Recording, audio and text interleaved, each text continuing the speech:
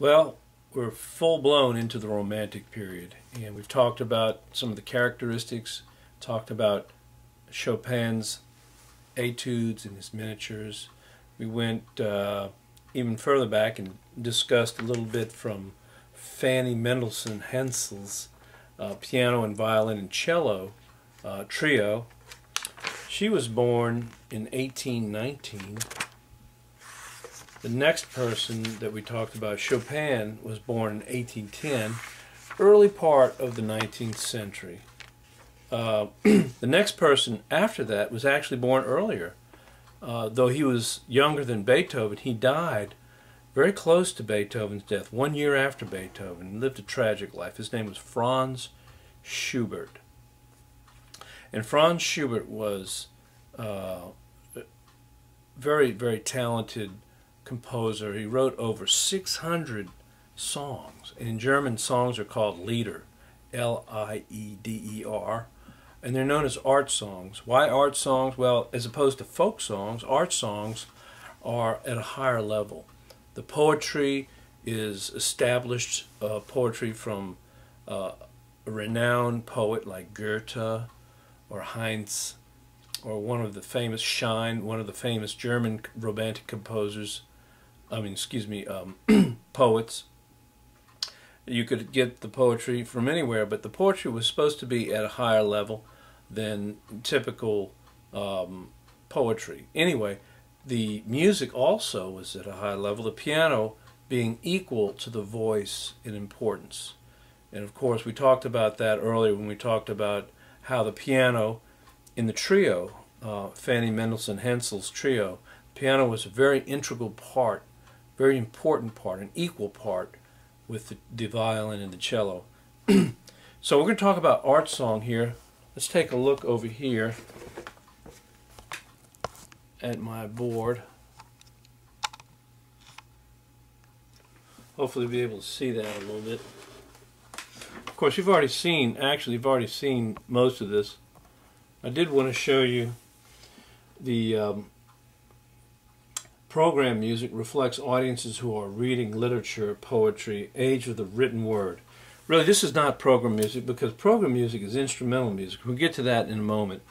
But this is music that's directed to an audience, to the listeners who are well-read, and they're reading poetry, they're reading the German romantics, they're reading romantic literature that we talked about earlier. And one of the characteristics of that are the fantastic, the supernatural, medieval, far and far away places. And it's going to continue through the 19th century when there's operas about China or Japan and faraway places, faraway times. People were fascinated with this type of thing in this period. So let's get back to art music, and I want to talk to you about an example that's not actually. We're going to listen to something, one of Schubert's art songs that I think is more exemplary of art song and all the romantic characteristics. This is called the Erlking, Erlkönig in German, and the poetry is by Goethe, Wolfgang von Goethe, relating to the legend of the mythical Erlking who lured children to their destruction in his dark habitat deep in the forest. In Germany, there was the Black Forest, the Brothers Grimm. Anyway, the forest was the source of a lot of folklore and mythology. As a father rides through the night on horseback with his frightened child in his arms, only the child hears the seductive calls of the wicked Erlking. The singer portrays four characters, okay? So you have four characters. First you have the piano introduction, then you have the narrator. And the narrator, the singer who's singing with a pianist, is going to adopt a voice of a narrator, kind of a cool, objective, facts-only, ma'am, kind of voice. And then next you'll have the father. And the father is comforting his son as he rides through the night. And the son, of course, is the one that sees the Erlking, and he's the one who's frightened. Father can't see it, the son does.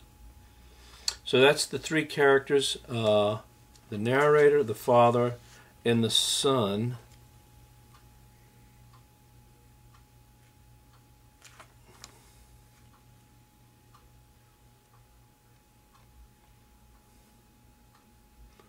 And the evil, oh, I left out the evil Earl King. Of course, he's the fourth character. So we've got four people, four characters in this drama.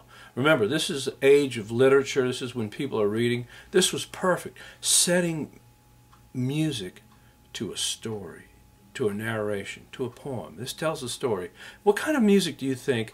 We've got a father who loves his son, a son who's very frightened, and we've got an evil Earl King. What kind of music do you think this would that we need to write? Put yourself in Schubert's shoes. What type of piano part would you compose? And we're going to listen to that right now.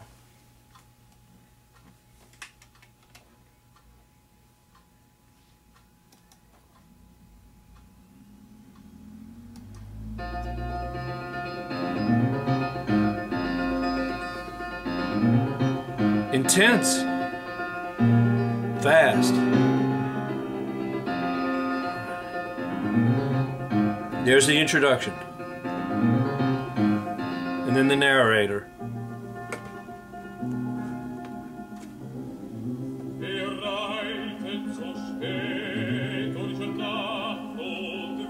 Who rides so late through the night? It's the father and his kind, his child.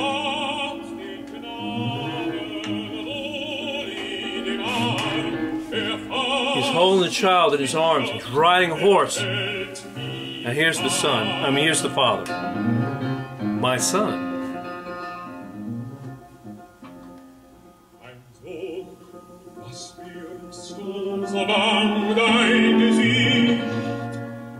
Hear the dynamics creeping up? Here's the son. Do you not see the Earl King, Dad?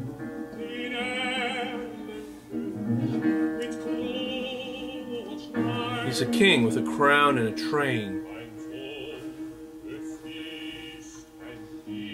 My son. It's a streak of mist. Now here's the Earl King. Kind of gay.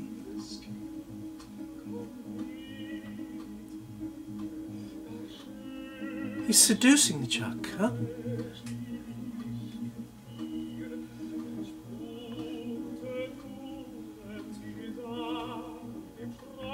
Kind of soft. But wait a second. This is not nice. The tension rises. The key rises.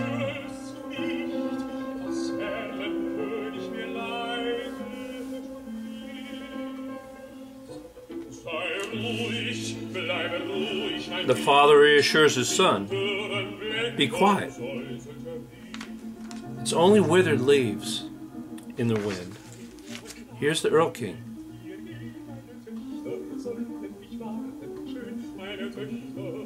My daughters will serve you. They'll rock and dance and rock and dance. But wait, this is not kosher. This is not white. My father, won't you hear? The Earl King's daughters in that place.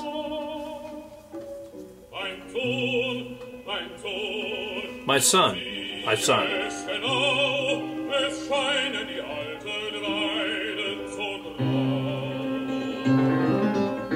Little piano interlude here. And then the Earl King again. I love you. You have a beautiful form. And if you are not willing, I'll take you by force.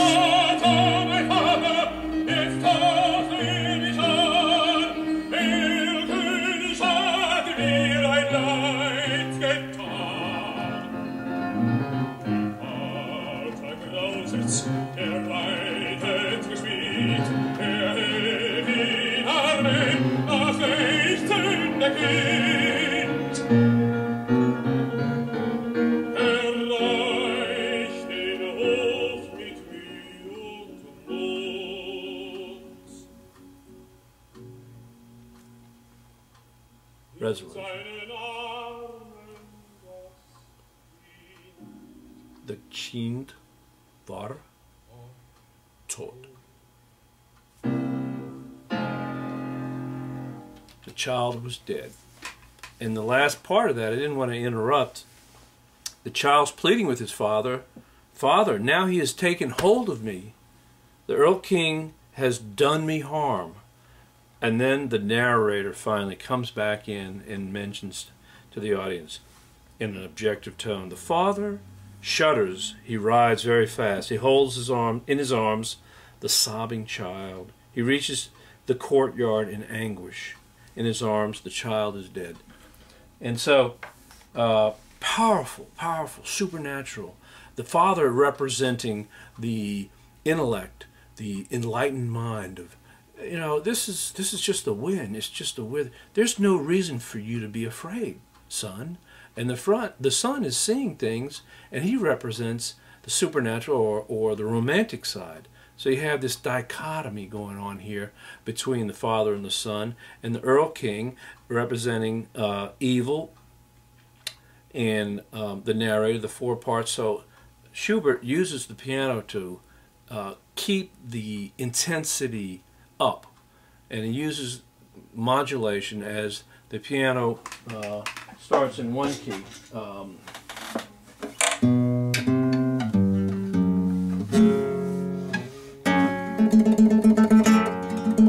The galloping horse.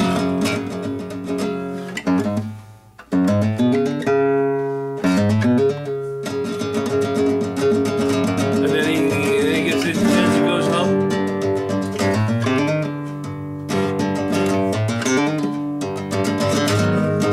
My father! And the key rises, the tension rises, the story moves ahead, and the audience, they haven't seen movies.